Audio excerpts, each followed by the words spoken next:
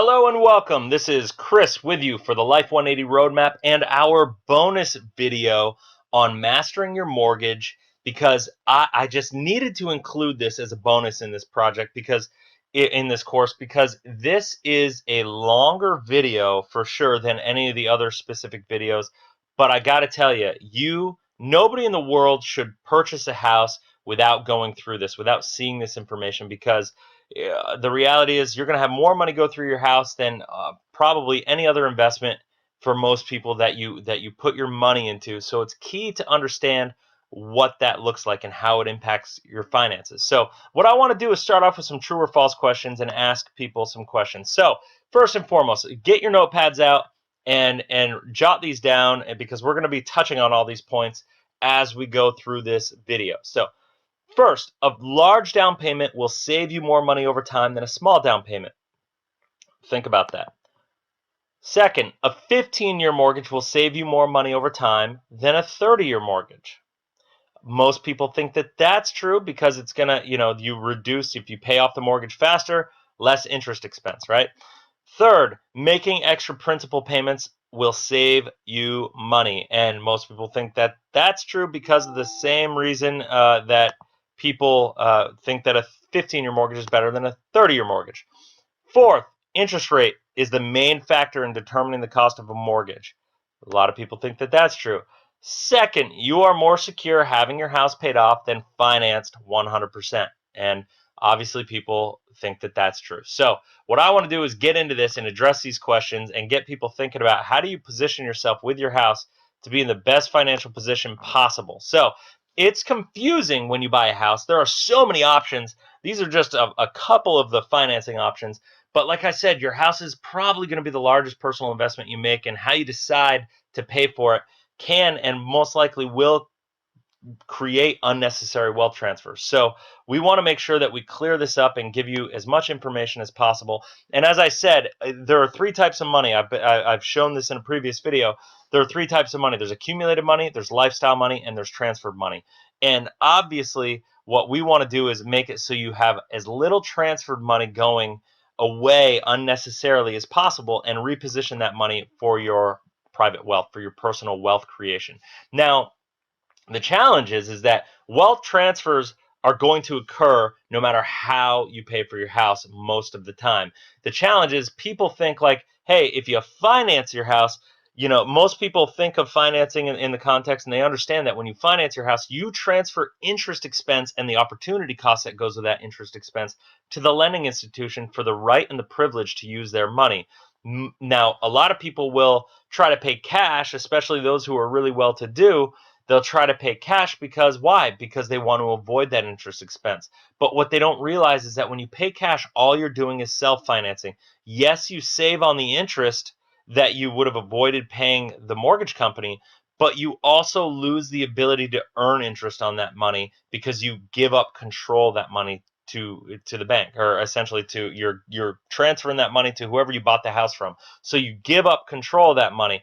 And so understanding where wealth transfers occur in your mortgage can prevent unnecessary loss, and that's what we're going to touch on in this. Now, first question to think about is, why do people have a mortgage, right? There are a lot of reasons to not have a mortgage, but there are three real big reasons to consider one. And now the first one, people don't have enough money. Obviously, I think the reason number one that most people actually have mortgages for the most part is because they don't have enough money to pay cash. In fact, a lot of the people that I initially talked to before we walked through this process, before I talked to them, if they had the cash available, they would pay cash for their house to avoid that. Secondly, another good reason to have a mortgage is because of the tax deductions. Now, we've talked about pension plans and tax deferrals.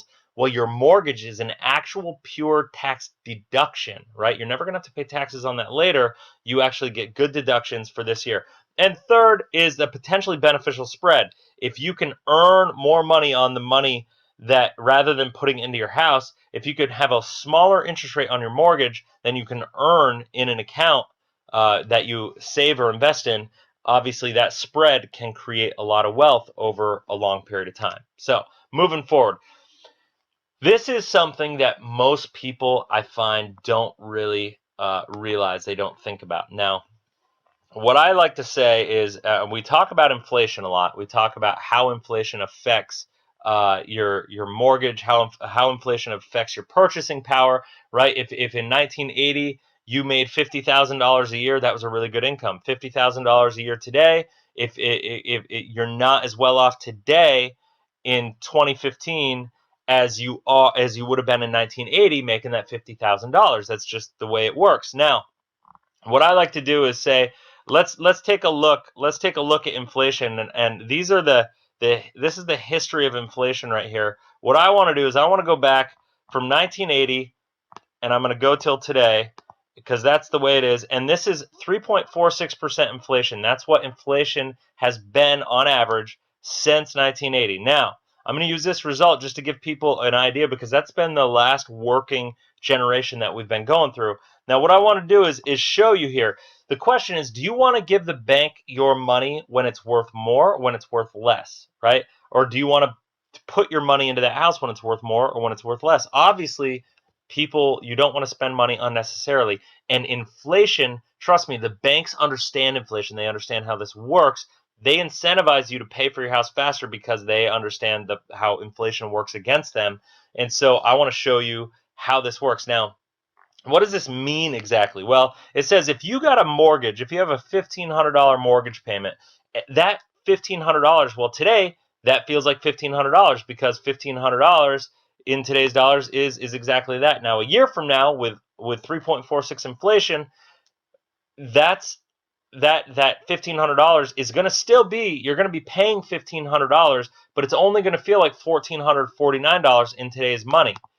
5 years from now, it's only going to feel like $1,265 in today's money. 10 years from now, yes, you'll still be cutting that $1,500 check, but because of inflation, it's only going to have an impact on your lifestyle that $1,067 today would have on your lifestyle. Now, you obviously get the point at this point in time, but you could see here, a lot of people think that they want to get a 15-year mortgage to just pay this off quickly. Well, the reality is, why would you tie that money up? Because you're getting essentially, I haven't met a person that doesn't like discounts. Everybody in this world likes discounts. So what you do when you stretch out your mortgage with inflation is you're giving yourself a discount on your mortgage every single year. Because you can see by the time you hit the last payment, you're going to be cutting that check for $1,500, but it's only going to have the impact on your lifestyle that $540 would have in your life today. And if you look back to the mid 80s to today, you can see exactly what I'm talking about, that because of the way inflation has worked. And that's why it's key to start with the end in mind when you think about these sorts of things. And it's key to understand the long-term ramifications, because when you get a mortgage, there are long-term consequences. So, and it's all about cash flow. And so we're going to talk about that a little bit. But understanding how you can leverage inflation in your benefit over the long haul to make sure that you regain control of your money and you don't transfer that money away unknowingly and or unnecessarily, that's huge. So I think if people just understood this one little fact about how inflation affects your mortgage, I don't think anybody would do less than a 30-year mortgage, period. Like, because it doesn't make sense. You can see this. I don't know about you, but I'd rather pay $540 for my mortgage versus $1,500. And, and I'd rather pay $540 for my mortgage versus, $900. And so as time goes on, hopefully the house will appreciate. But even if the house doesn't appreciate, your ability to afford that house gets better and better and better and better every year. All right, so moving on. Now, here's the thing. The bank is watching its equity grow just as you are, right? Unfortunately, not only do you pay the bank interest, but you also pay the bank principal. And when you do that, you give away the opportunity to invest that money and benefit from its future growth, right? We've talked a lot about opportunity cost in this course. So the question is what's opportunity cost? And do you earn interest on your down payment, right? So we're going to get into in a second. What does it make sense to put down for a down payment on your house, and is that down payment for your money accessible when you buy your house? So, and then furthermore, what would your down payment be worth today had you been able to invest it? That's pure opportunity cost, and we're going to talk about that real quick. So if you bought a $300,000 house, let's say you put 10% down on the house 10 years ago, right? If you bought a $300,000 house 10 years ago and you put 10% down on it and that's $30,000, and let's just assume a 4% rate of return of investment. Basically, what this says, your opportunity cost is $14,725 because that's the interest you would have earned on that $30,000, right? So if your house, the first $14,725 that your house appreciates really isn't profit for you. It isn't from a wealth gain potential perspective.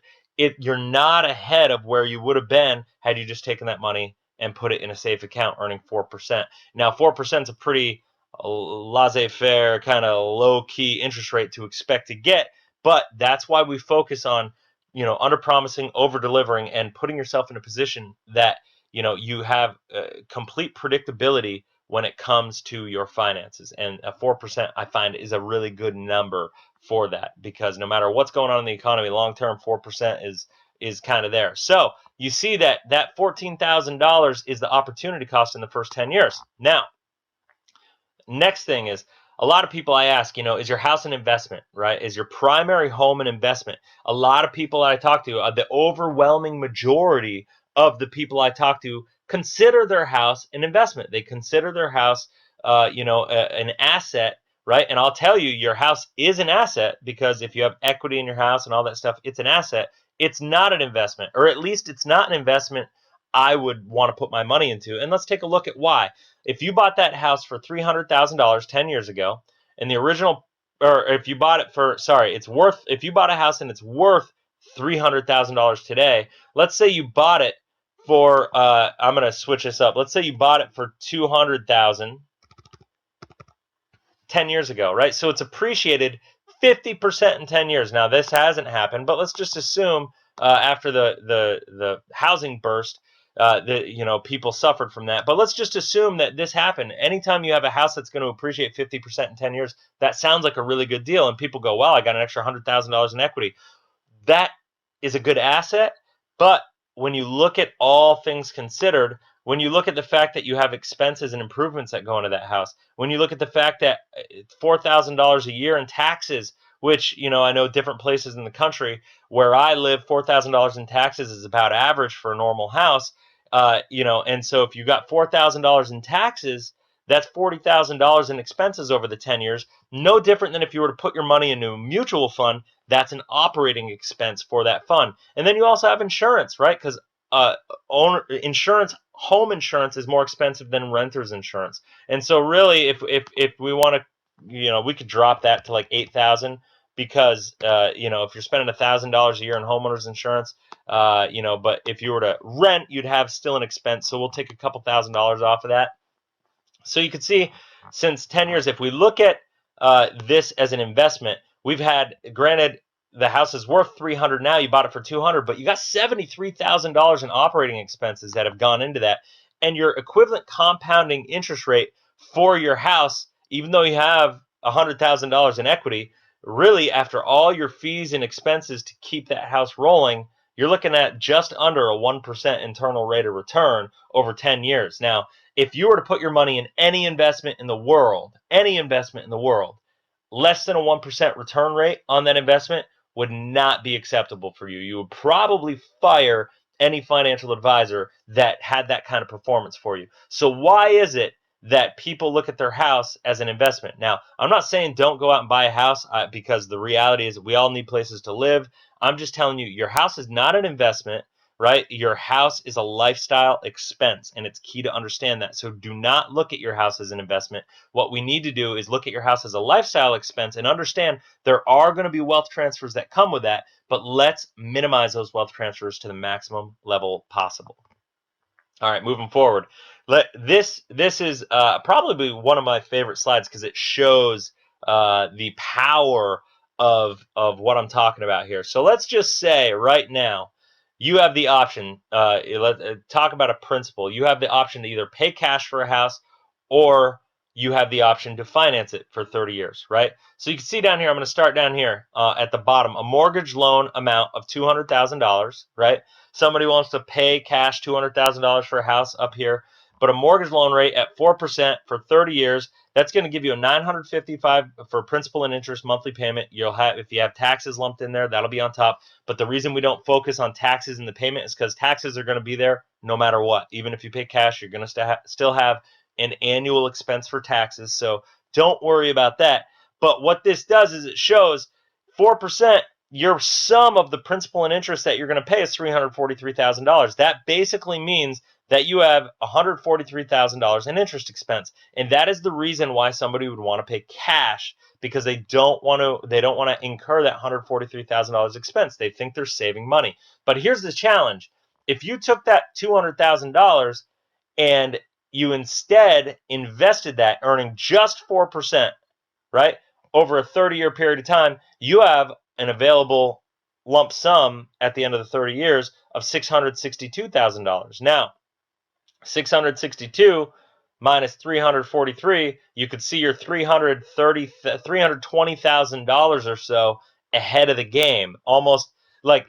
And so I don't know anybody alive that couldn't benefit from an extra $320,000, like in some way, or wouldn't want it. But it gets even better because you get tax deductions, and I'll go into this later. And you can see here, if you're in a 25% tax bracket right now, your net cost to borrow actually goes down to 3% because you get to deduct the interest. So what happens is the sum of principal and interest after your tax deductions goes down even more. So you have more money. It's even more beneficial, because I don't know anybody that doesn't like tax deductions. So, and I'm gonna be going into this more because not only are you in a better position 30 years from now, but you're in a better position the whole time because you have more liquidity, more use, more control of that money, of the $200,000. Because when you put that money into a house, it's stuck unless you qualify to get it out. And when times are tough, and times will be tough at least once or twice over the next 30 years, you need to be prepared for it. So why do people choose a 15-year mortgage over a 30-year mortgage? Well, the number one reason is because it's the interest that they think they'll save,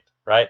And this is one of the true false questions. They think they're going to save interest because it'll pay off sooner, so they'll pay less interest. The perception is that a shorter loan duration reduces the cost of the loan, and if you follow that logic, then the best alternative is paying cash for the house, right? So that's why we talk in really extreme principles, and the reality is paying cash versus a 30-year mortgage. And if that's the case, if you think that principle is the best, well, then you think 15-year mortgage is better than a 30. You think a 20 is better than a 30. You think a 25-year mortgage is better than a 30. And people tend to try to fit it in as best they can to pay off their house fastest. But I tell you what, if I could finance my house with zero money down for 100 years, I would do it. And you're about to see why. Now, what most people do is they kind of follow this logic. They say, you know what? I'm going to jam all my money into my house. I'm going to pay off my house because I don't want a mortgage. I don't want that debt. I don't want any liability associated with my house. And once I pay my house off, then I'll save, right? So they choose a 15-year mortgage, right? And if you watch Dave Ramsey or any of these people, Susie Orman, this is kind of their mindset. Pay off your house and then save, right? That's kind of where they go. So what I want to show you is the difference at a 4% loan rate. And I know that if you get a 15-year mortgage, it's not going to be an equal loan rate, but this is, once again, just talking a principle, and I'll get into this in more detail in the next couple slides so you understand. But if we got a $200,000 mortgage at a 4% loan rate, this is a 15-year mortgage at $1,479. A 30-year mortgage is only $954. So what does that mean? That means at a 30-year mortgage, you have an extra $524 in cash flow. Now, if you take that $524 and you're completely irresponsible with it, and you blow it on going out to dinner and just lifestyle stuff that you really can't afford, and you're not planning for your future accordingly, well, then obviously the 15-year mortgage makes more sense. However, the 15-year mortgage is not any more efficient, and here's why. You can look here, and you look, if you pay the 15-year mortgage off, and then you save $1,479. Literally, you save $1,479 for the second 15 years for the 30-year period. You're going to have $364,000. However, if you have $954 and you pay and you have that mortgage payment for 30 years, and starting day one, you save that $524 $24.55, literally you save that in an account earning 4%, you end up with the same exact money if all things are equal. Now, here's where it gets cool though. Let's say you could earn only 4.5% in a side account. Here's the part. You end up way ahead because the interest rate that you're earning in your account is greater than the mortgage rate. You end up ahead of the game with by doing the 30-year mortgage and investing smaller amounts over a long period of time versus paying the house off over 15 years and then taking your mortgage payment and putting it into a retirement account or putting it into a savings account. So it's really, really key. You can see here you end up $20,000 ahead or so. Now that once again is just talking about a principal, but that principal right there, I can't tell you how much more protection people have, because we all know life is going to throw some curveballs at us. And when you're stuck with a $1,500 almost monthly payment versus a $954 monthly payment, if times get tough, this can be overwhelming, and it can be suffocating, and it can be too hard to make that payment. And if times get tough with a 30-year mortgage, at least you have control of your money. You'll have access to this money that you've been saving all the while. Plus, you'll have a less of a monthly liability until you get back on your feet, until the economy rebounds and all that stuff. So that's a big thing. Now, moving forward, let's actually do like an apples to a real life kind of scenario. Now, let's talk about a $250,000 loan amount. That's the mortgage, right? And then we'll talk about a 30-year mortgage versus a 15. And a 30-year mortgage would be 4% because you're going to pay a higher interest rate for a 30-year mortgage. And let's say a 3.4% for a 15-year mortgage, because you're going to get a better interest rate on a 15-year mortgage. That's just the way it goes. So you could see here that the monthly mortgage payment on a $250,000 house is $1,193 for the 30-year mortgage. It's $1,774 for the 15-year mortgage. So let's just talk about a side fund rate of return of 4%, and let's just assume somebody's in a 25% tax bracket. What does that look like? If we compare the two options, and you take somebody that has the choice of going through two, well, which one is better? What rate of return is required in the side fund of a 30-year mortgage? If you did what we talked about 2 slides ago, what if you invested or saved the difference from the 30-year mortgage to the 15-year mortgage spread, what is it? You only need a 4.011% net after-tax rate of return on your side fund investment. And I tell you what, that is not a hard rate to get. Now, I don't encourage people to go out there and try to get crazy investments or take a lot of risk, but you can keep your money safe. You could keep it liquid. You can keep access to it, and you can have control of that money, and which will give you more security in your life by making sure you handle your mortgage in this way and choose a 30-year mortgage over a 15-year mortgage, because that number is not hard to get. And you can see here, I'll show you here, is that assuming a side fund rate of return of 4%, what's it look like? Well, in year 15 and 2 months, you're going to have enough money in that account anyway, and that's only at a 4%. If you get a little higher, it'll be paid off earlier, and if you're in a higher tax bracket, it happens even earlier. But if you assume a 4% rate of return, you have a 15 years and 2 months. You're going to have enough money in a side account that if you wanted to, right? I'm saying everybody should have your mortgage paid off.